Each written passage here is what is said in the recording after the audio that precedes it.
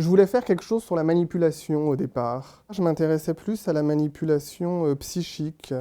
J'enregistre beaucoup de sons et j'enregistrais des gens à qui je demandais si ils avaient déjà rencontré des manipulateurs. Je faisais ce travail-là en dehors de tout contexte de production.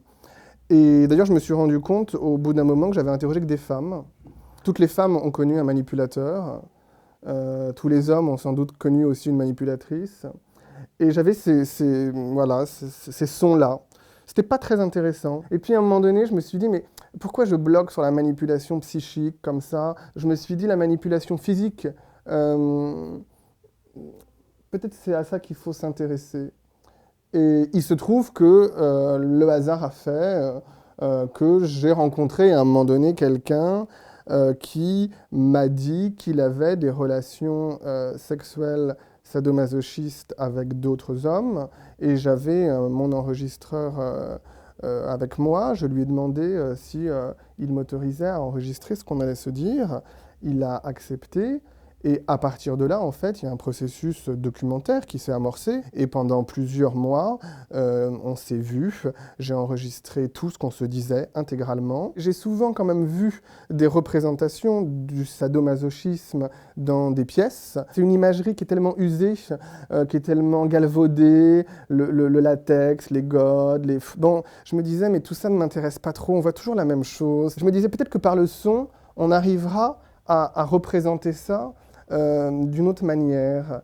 Et le son permettait aussi de parler du corps sans voir le corps. La voix fait spectacle, forcément, comme le corps fait spectacle, comme la lumière fait spectacle. À partir du moment où on décide que ça fait spectacle, ça fait spectacle. Un livre peut faire spectacle aussi, je crois. Chaque pièce que je fais parle du corps de manière explicite, je l'ai compris à un moment donné. Je tourne autour de ça. J'avais jamais abordé la question du rapport de force sous l'angle du sadomasochisme, mais je l'aborde à chaque fois. Après, ce qui change pour les gens qui ne suivent pas le travail ou qui découvrent, qui tombent là-dessus, c'est que cette pièce, effectivement, elle est sans danseur, elle est sans acteur, il n'y a pas de vivant, il y a le public, mais il n'y a pas d'interprète au sens conventionnel du terme. Le spectateur agit cette pièce, est au centre de la pièce, prend la place du danseur ou de l'acteur ou du performeur. Je sais que la forme est surprenante, elle est surprenante par rapport à la durée, parce que cette pièce propose une expérience aussi qui s'inscrit dans de la durée. C'est une pièce qui est technique, c'est une pièce qui est scénique aussi, c'est pas une installation.